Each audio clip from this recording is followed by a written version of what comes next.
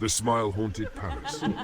Have you ever stayed in a house so strange that you could feel it watching you? A house where the mirrors seemed to have a life of their own. A young boy arriving at a massive, decaying mansion, the discovery of a hidden basement, and his face frozen in terror, but the reflection in a mirror behind him, smiling. The narrator's voice whispers, "Some places don't just trap you, they smile back." The story, a boy, a mansion, and a smile. It begins with Charles, a 21-year-old college student, arriving in the sleepy town of Elmsford to start his studies. Being new to the town and low on money, he needed a place to stay, and soon enough he found it. A massive, decaying mansion on the outskirts of town. The house was once known as the Smile Palace. The landlord, a twitchy old man, offered it for rent at a ridiculously low price. "Just one thing," the landlord said, leaning in closer. "Stay out of the basement." Now Charles was the kind of boy who didn't believe in ghost stories. He was logical, rational, too sensible to be scared by a warning about an old basement. He took the keys without a second thought. From the moment he set foot inside the mansion, however, something felt off. Strange happenings. The house had an unsettling air. On his very first night, Charles noticed strange things. Doors creaked open on their own, furniture shifted ever so slightly, and distant giggling echoed through the halls when no one else was around. Then there were the mirrors. Every room in the mansion had an old, dusty mirror hanging on the walls, and Charles could have sworn something was wrong with them. At first, it was subtle. His reflection would linger for just a moment longer after he moved away. But soon it became more obvious.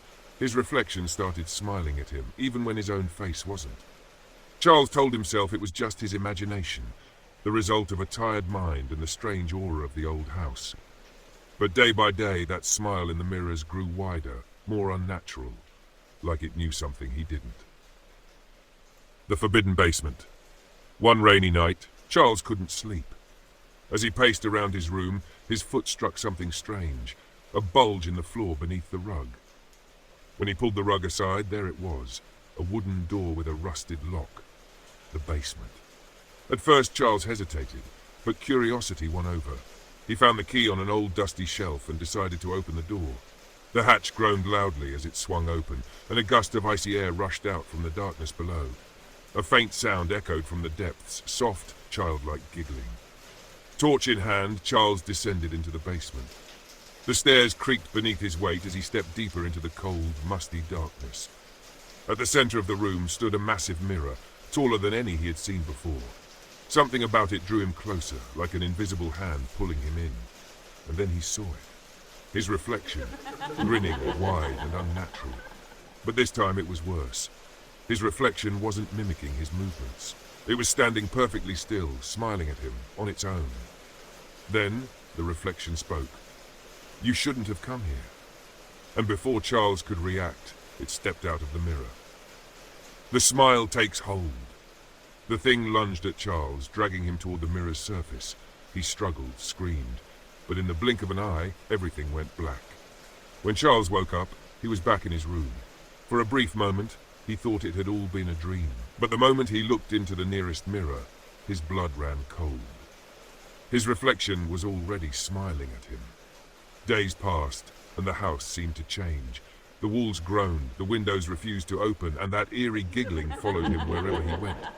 But the worst part? Charles couldn't stop smiling. No matter how scared or angry he felt, his face was frozen in an unsettling grin, just like his reflection in the mirrors. He tried everything, covering the mirrors, breaking them, but nothing worked. And the more he fought it, the stronger the smile became. The mansion's dark history. One day, desperate for answers, Charles visited the town library. There he met an old librarian who knew the story of the Smile Palace. She warned him that the mansion was cursed by its original owner, a man obsessed with capturing perfect happiness. He believed that the purest form of joy was a smile, so pure in fact that it could be trapped. And that's exactly what he did. He captured the souls of his victims and imprisoned them in mirrors, forcing them to smile for eternity. The librarian leaned in closer and whispered, "Once the smile takes hold, it never lets go." The final descent.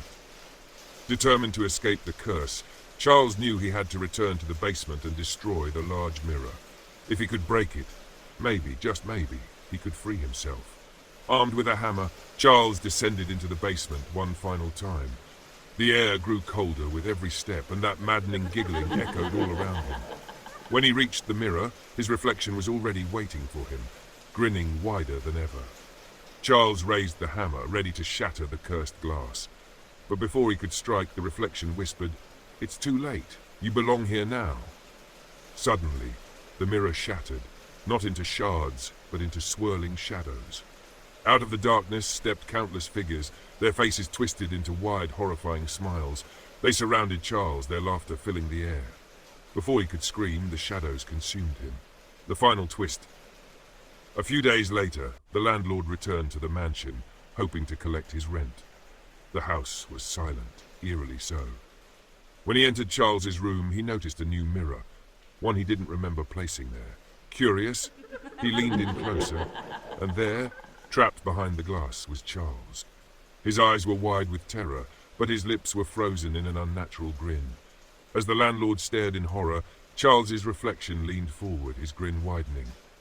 "You'll smile too, soon." The landlord's reflection began to smile back. And just like that, the Smile Palace got what it wanted, another soul to keep it company.